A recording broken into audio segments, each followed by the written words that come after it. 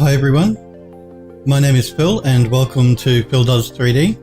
I'm a multimedia and 3D artist and I stream on Twitch weekdays from 5 PM Pacific time in the US, 12 PM in Australia and 1 AM in the UK.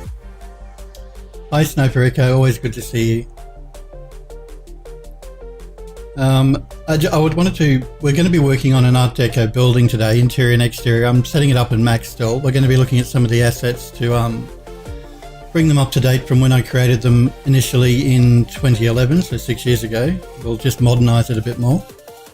So that's the project we're working on now. We finished with the garden terrace, now we're on to the Art Deco building, interior and exterior. I do want to correct something I said yesterday about the Unreal Engine. I had a question from Gladius, and a shout out to Gladius. Thank you again for following my Twitch channel. I really do appreciate it. About the cost of using the Unreal Engine. Now, the Unreal Engine is completely free to download and use. There's no charge involved there. They used to charge $19 a month to actually access it, but they did away with that, so it's anybody can create an account now. You don't pay a monthly fee to Epic Games and you can download the engine and use it for free. If you do want to make a commercial product with it, I did look it up online for you guys because I didn't want to give you bad information. So if you want to make something commercially and sell it online, you have to pay Epic 5% of gross revenue, which is what I said yesterday. I thought it was still 5%. But the amount you earn before you pay that was wrong. It's $3,000 per game or application per calendar quarter. So if you earn more than $3,000 every 3 months from whatever it is you're selling with the Epic Games engine, you have to pay 5% royalties on the gross revenue above $3,000. Not $30,000 like I said yesterday, it's $3,000. I got the zero wrong. So just to be clear, you can use the engine for free, download it, use it for free. If you want to create something commercially that you sell online, you can earn up to $3,000 a month from gross sales of whatever it is you're selling and not pay Epic anything. If you earn over $3,000 every 3 months, then you have to pay Epic 5% of whatever the gross sales are above that amount. So just to clear that up for people, because I didn't want to give you wrong information. Yeah, the engine I should say is still completely free to use and download. Just the royalties I got a little bit wrong, but there you go. So still 5% above $3,000 every 3 months.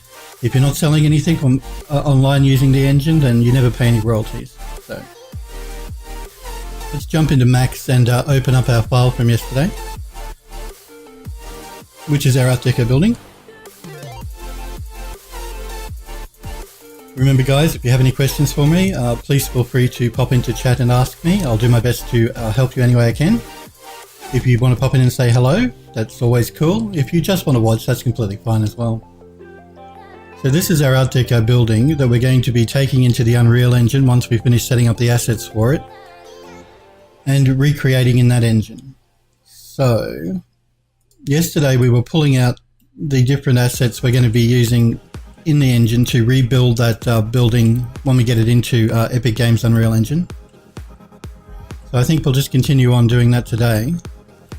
There's just a few more bits and pieces inside the building I think that I want to pull out, make sure I have everything. And I think one of these, I didn't grab one of these shorter pieces of the decorative pieces for the top of the wall. Also these columns, I didn't grab those either, so let's select both of those. And I'm going to pull out a copy. Just by holding down the shift key and Max and dragging. Make sure it's always a copy and not an instance. And I'm just lining up my assets here in a nice straight line, so when it comes time for us to export them into the Unreal Engine, they're easy to find. And again, I've worked in game studios. This is a standard way that designers will work. When they're creating a game, they'll line up all of their assets so that they have them all ready for export before they bring them into the game engine to start making their level. And we're going to do the same thing. So I'm just going to make sure I have absolutely everything I need now from this level.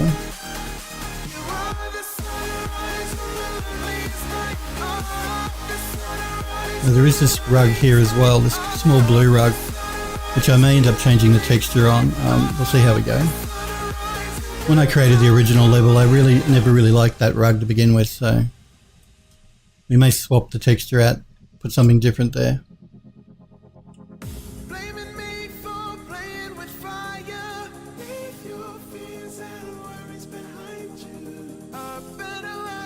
Now, I don't think there's any... Oh, there are pieces like these floor pieces, actually. I want to take them as well.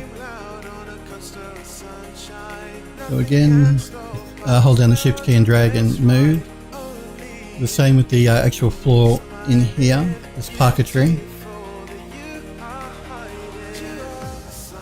I'm just going to pull them out initially and then I'm going to line them up. I think this floor is the same as that one there that we just pulled out, but just to be sure we'll pull out another copy of that. So that should be all the floor pieces from the top. Let's jump down to the bottom here.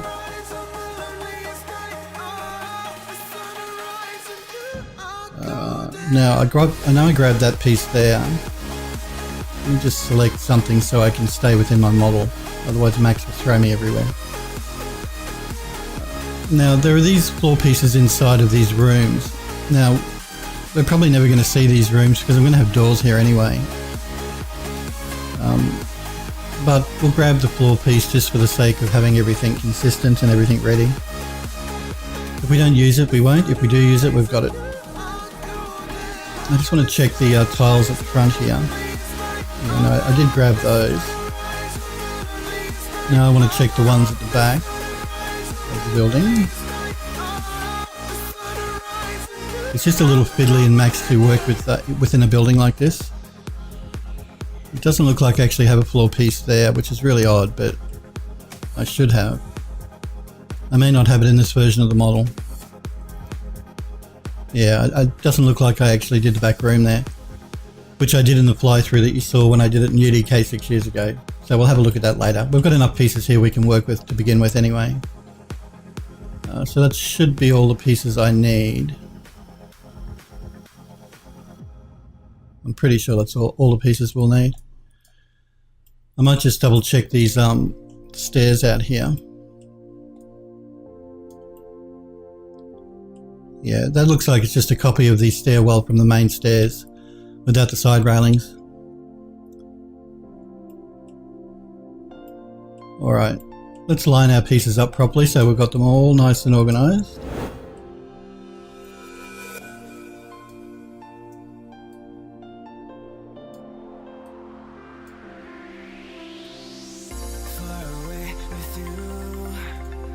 I find working this way. Now a lot of you are probably thinking, well, why are you creating geometry for your floor when you can just add a texture to the floor object in the actual building? And that is a valid way to do it, but I found by doing it this way, where you actually create the geometry, it's only a plane anyway, it's not going to be using up much polys.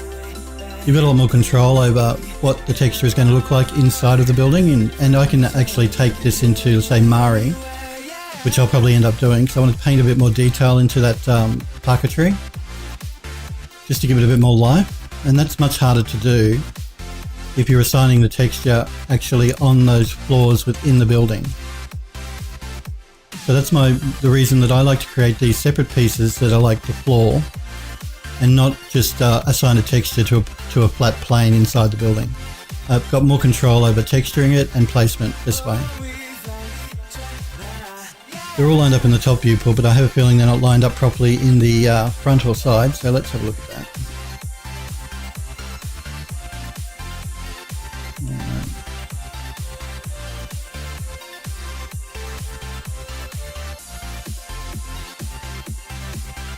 We'll just move those down a little bit. Move those down a little bit.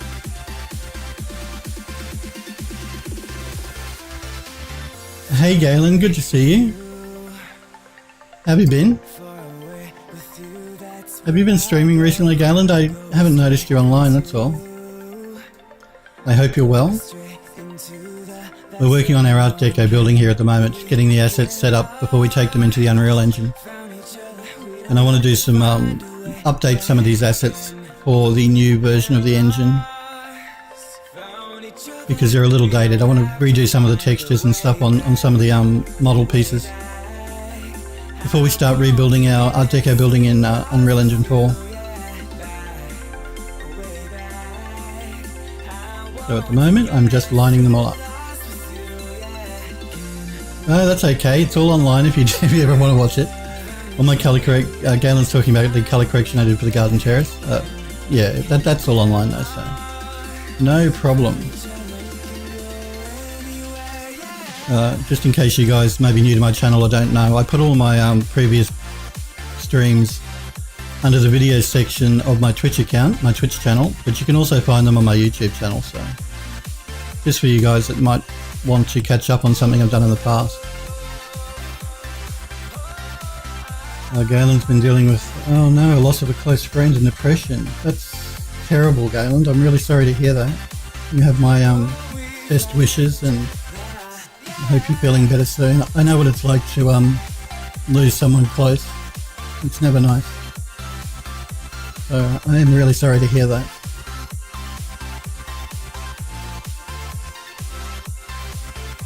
Yes, it's never a nice thing.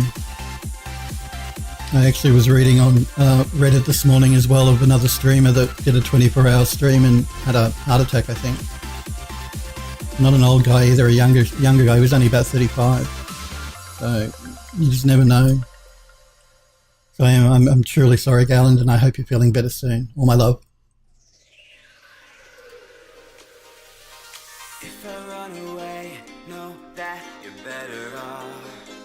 So yeah, please guys, do take care of your health. It's it's important. You never know what's going to happen in life. All right. Yeah, it was. Yeah, this. You're quite welcome. Like I said, I hope you're feeling better soon. I really do. Yeah, the guy I was reading about did a 24-hour marathon stream for charity, and 22 hours in, he said he wasn't feeling well and he went for a cigarette and died. So, yeah, terrible.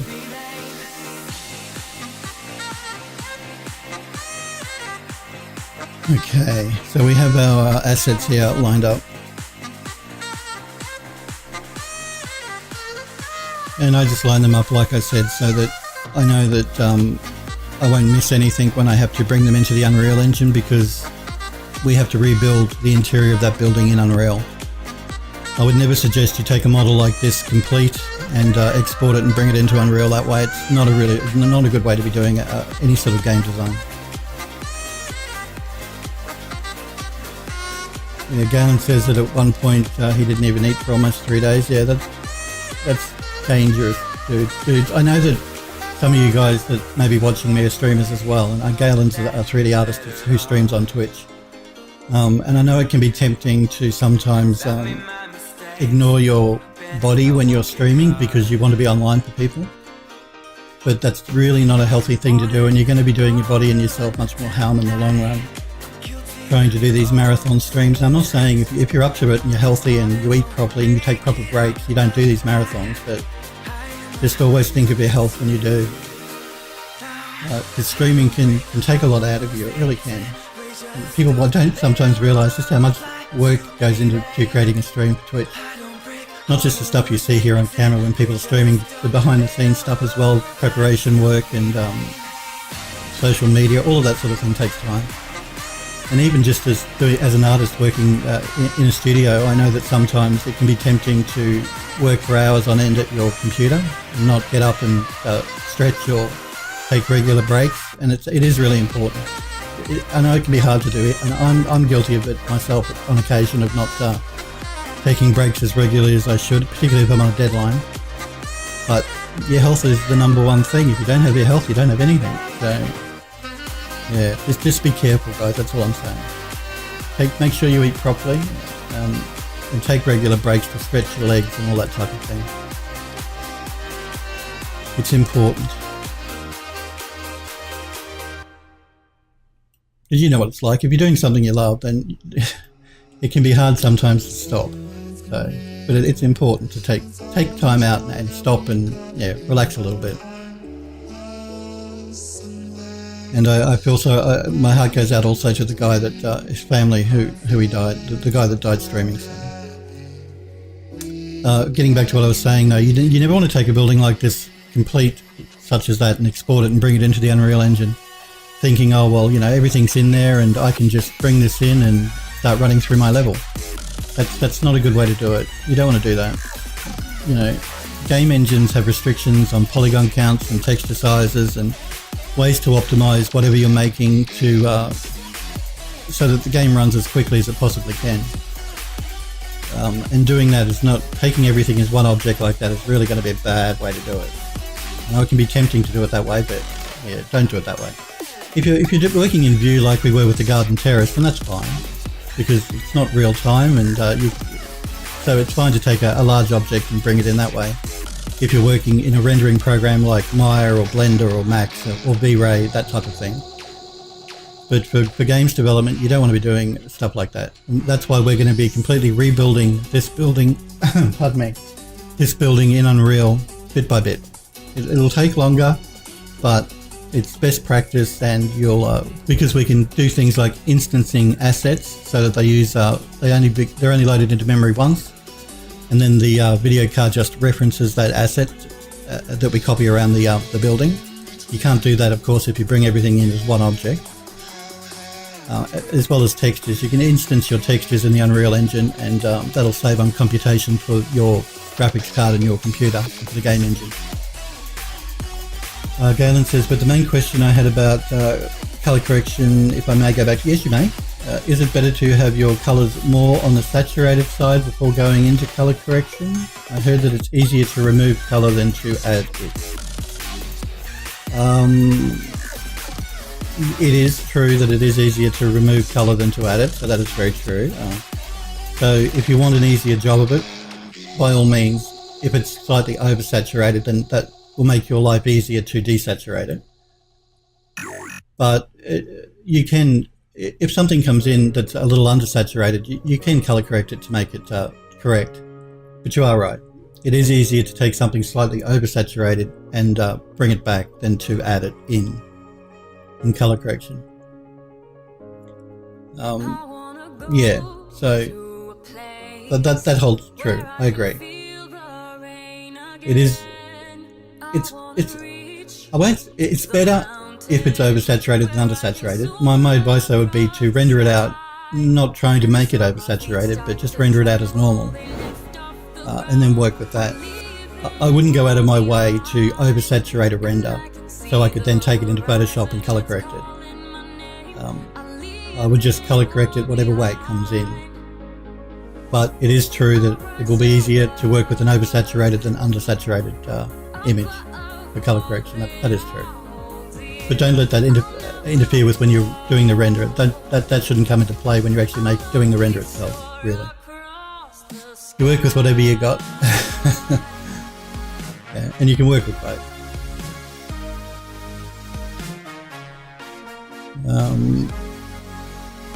No, I will just quickly close Max down and pull up one of the images that we created for that garden terrace, just to show you guys what I'm talking about here.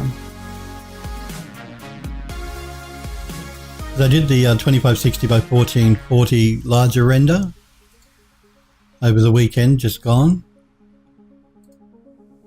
So I'll pull that one up and we'll have a look at it. Now, looking at this image, when I did color correction, the original image, which is this one here, you see it's green and it's yellow. I wouldn't call that undersaturated. I would call that maybe slightly oversaturated. Not really, but doing the color correction, you can really pull up details like the glow around the terrace itself, as well as bringing up things like the flowers in the foreground and the moss. And if you look at that light that's on that hill there, I pulled that up in the color corrected version as well. Now, you could look at this, and it's really dependent on the style of the image that you're going for, and think, well, maybe that's a little saturated, and it could be. You could certainly pull that image back a bit if you didn't want so much color in it. But I was going more for a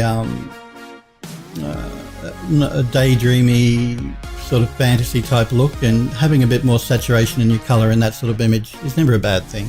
Don't go nuts again, you know, everything in moderation.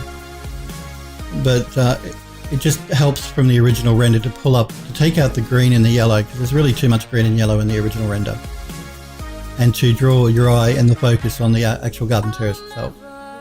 Hey Alchemist, good to see you. Thanks for popping into chat and saying hi.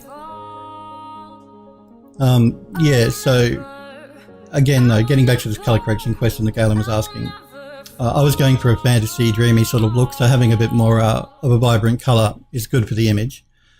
But by all means, if you weren't going for that look, you could take this image and pull back the saturation a bit. But you can see the improvement from the original render, and that's why color correction is really important to do on all your images, because it really helps to bring out the best the image has to offer, put it that way. So you really should be doing some color correction on everything anything, even photographers will do color correction on photographs. And like I say, studios always do color correction on any renders that they produce. They never send it raw to a client. Like, they would never send that to the client. They would always do color correction to make the image look as nice as they possibly can. And that's why you do it. But you are right, getting back to it. I know it's a long answer for a very short question, Galen, but yes. Oversaturated is easier than undersaturated to color correct. But again, don't make your render, don't let that influence your rendering. Don't oversaturate on purpose. Let's have a look here. Now, I wanted to look at these doors. These weren't the original doors I had in the fly-through that I did for the UDK in 2011. These are a different door, and I was considering swapping these doors out for the originals. So what I'm going to do, I'm going to save my file, and I'm going to pull up my original door model. This is another model. It's the same model, but it's just a different version of the one that I had back then. So I'm going to look for the original doors I had. It's not that one. I think it's in my old folder.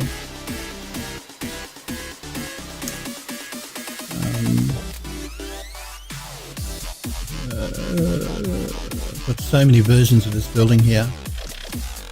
Let's have a look at the first one here. I'm basically looking for my original doors.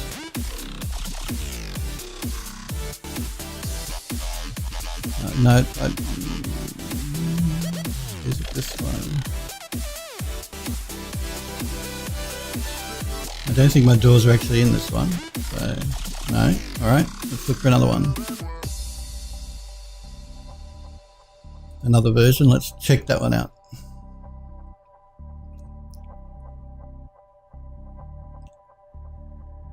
Galen says, I really like the way you use the trees shadows to help push the vignette. Yeah, and I did use the vignette, as you can see in the corners, just subtle vignette in the corners of the image.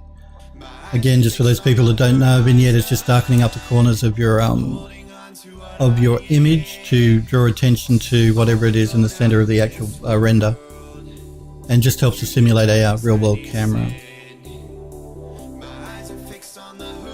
And yeah, it did. It really helped focus in the attention on that garden terrace in the background. The depth of field helps with that as well. And remember, guys, we did the depth of field in Photoshop. I didn't get the rendering program to do it. I just rendered out a Z depth pass and used that using a lens correction filter in Photoshop to do the depth of field, because I like to have more control over my images. I don't ever really like letting a rendering program dictate my depth of field or my motion blur. I always do them in post-production, even if you're doing an animation. So these are our original doors. Just going to ungroup them.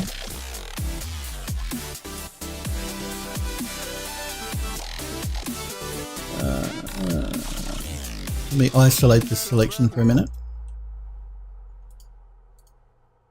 I'm going to ungroup them again, because I've got groups within groups here.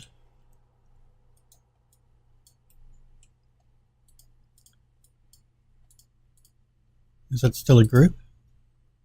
Yeah, it is. Okay, good.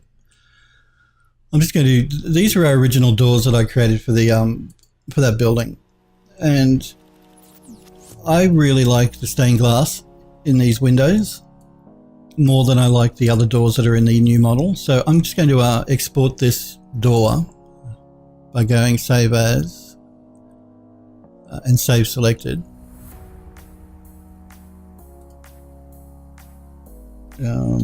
I'm just going to call it front doors. I want to bring them into our updated version of the model. So I'm going to jump back into that, which is this one here. No, I don't want to save.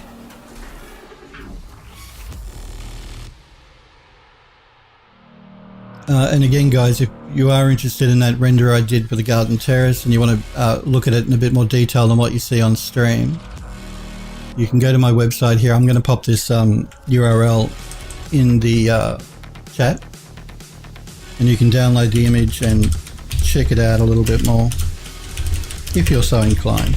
Completely up to you. You're quite welcome to download it from my website there and have a look at it in more detail.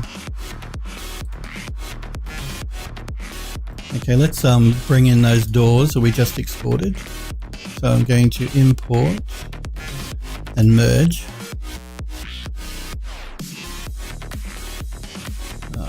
Front doors, that's all in there.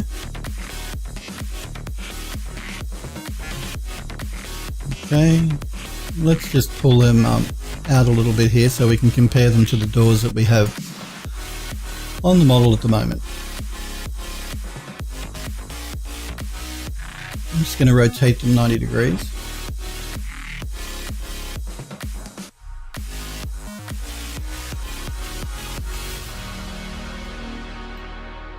Alright, let's get ourselves at an angle here where we can look at both of them in a little bit more detail. So I'm just going to pull them in.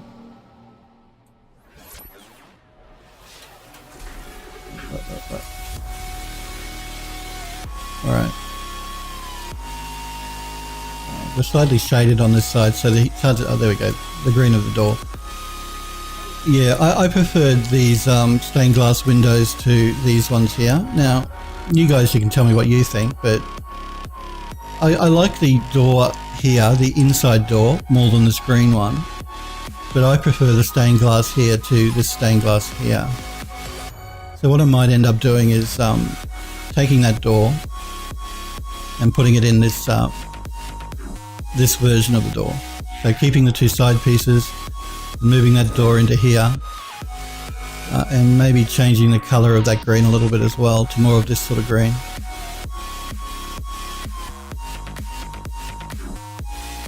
That's just what I'm thinking at the moment.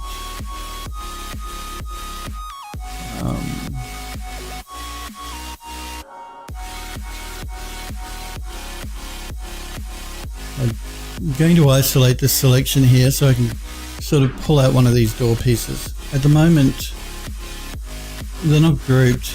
I don't know why they're one piece of geometry. I would, again, never take them into the engine like that as one group of objects. So we're going to break that up. It's an edit poly, so that's good. Let's start detaching them though. I don't want them all to attach together like that.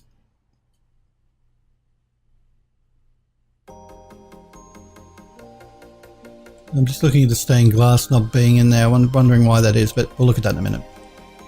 So I'm going to start detaching these pieces of geometry. This is the front door left.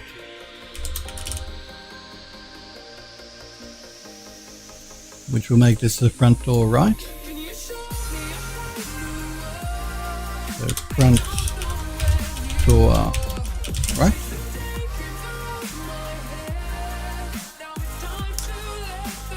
Which will make this one the main front door, we'll call it.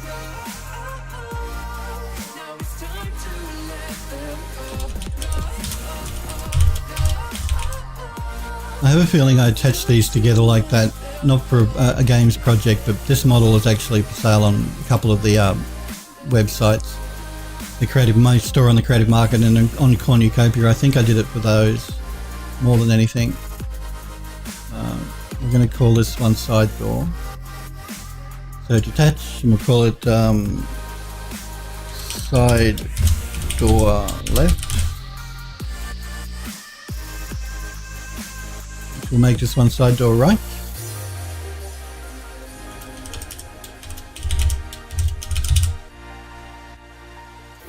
We're going to call this one main back door.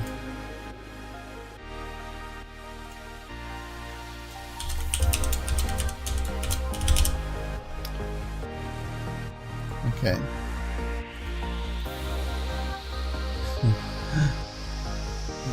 What's going on here? Okay. That looks like the last object that was left in that group is the handle, which isn't textured by the way yet. We're just going to attach that handle to this door. Alright. Oh, make sure you turn attach off, you don't start attaching stuff again. Again, these are the windows. I'm going to go into isolation mode and have a look at these.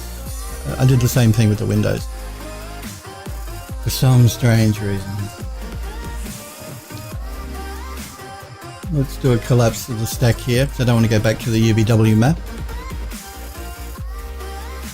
I'm just going to start detaching these as well. I'm going to call this SG1. Now I do want to keep the stained glass separate because I want to take that into Unreal and create a specific material for it. And by keeping it separate, by all means you could attach it to the main doors, take that as an object into the Unreal Engine and use two separate materials that way. You don't necessarily have to keep them separate. But by keeping them separate, it gives you the option down the line in your game engine or whatever it is you're creating of having that object as being breakable, just the glass as being breakable.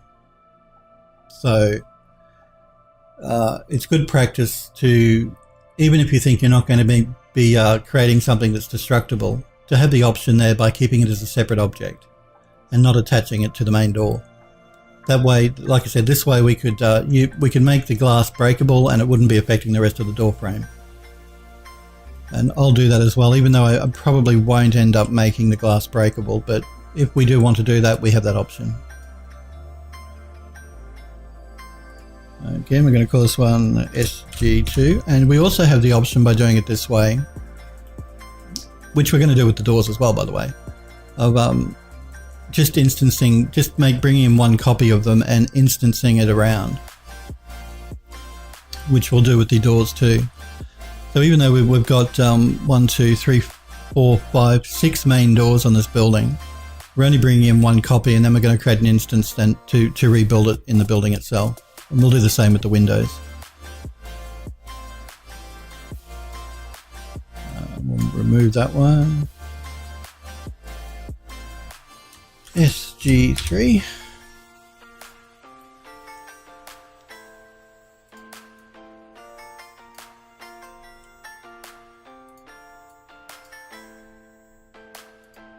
We'll call this one SG, you guessed it, 4.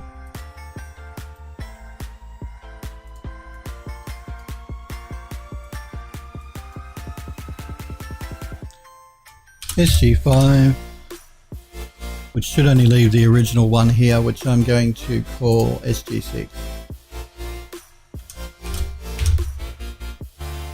Okay, let's exit our isolation mode again. Again, so now we have the windows, the stained glass windows and the doors as two separate objects. And the same for the single doors here, the single door and then the stained glass window. You'll notice in this original model here that the windows here have fake reflection on them. It's in the texture.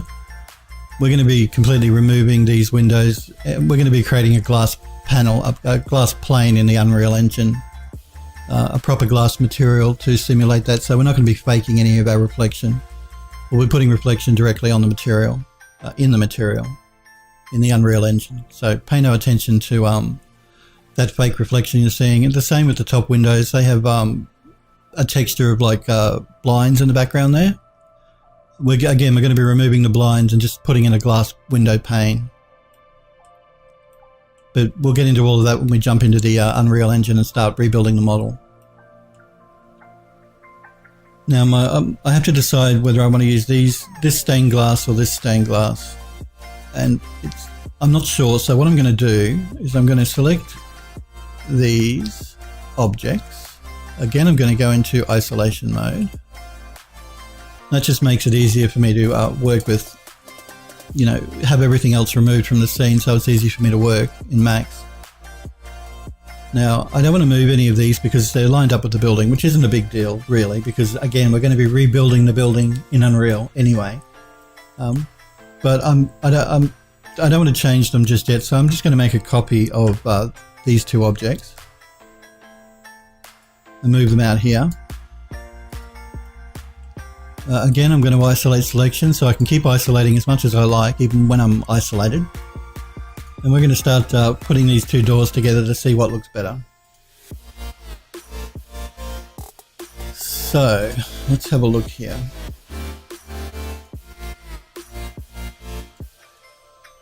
Now, this door isn't a completely flat plane. It does have, it might be difficult to see, but it does have some three-dimensionality to it. Like you'll see in here, you've got the decorative pieces actually do stick out from the flat of the door. It's the same here on the side pieces for the what am I looking? Stained glass. That's the word. Again, I like the original door here more than I like this old one, but I'm thinking I like the stained glass here more than I like these side pieces. And I'm just not sure if using that door on this model with these side pieces is going to look good or not. So what I'm going to do, I have my door selected, but as you can see, it's all one object at the moment. And we're going to break it up.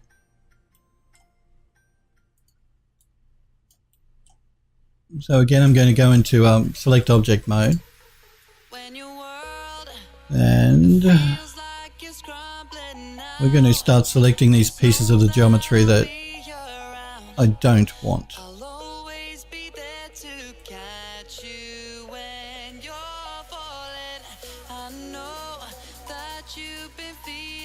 I just have to make sure I don't grab some pieces. Like, see, I don't want to select the interior of the door here. So I'm holding the Alt key down to deselect that. You'll see that's deselected the ones on the side as well. Now, for me to fix that, I'm going to have to, instead of going into object mode, I'm going to have to go into polygon mode. That's okay, we can just jump into polygon mode. You see Max keeps my selection from object mode. I hold down the control key to select more objects.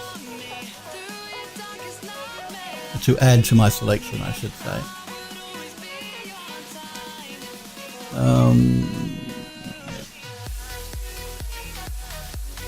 Okay, now the reason it didn't select that is because in my viewport here, I'm looking at the right side, and on the right hand side, if I look at the back of the model, I've removed polys there, and I did that to save on polygon counts, which you'll do quite a lot in games development. If you don't see the back of the door, you'll remove the polys. Now, we are going to probably see the back of the door because we're going to be inside the building. So we'll probably have to put those polygons back, but for now we can leave them out. But in order for me to select them, because they're not there at the back, so doing a selection from the back here won't select them. I'll have to do it from the front. So instead of the right side, I'm going to change my selection here to left, which allows me to see the front of the door. Now if I hold down the control key, I should be able to select those polygons. Again, it's selected the ones inside the door, which I don't want it to do. Now that could be doing that because that's just one plane. I have a feeling that's actually what it is, so I'll try again.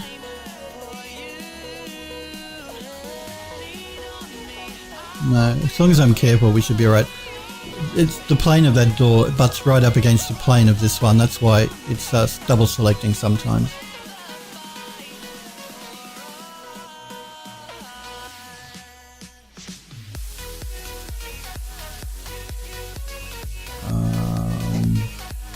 I actually prefer the frame of this door to the frame of this one anyway as well. So I'm going to remove the frame, remove the door.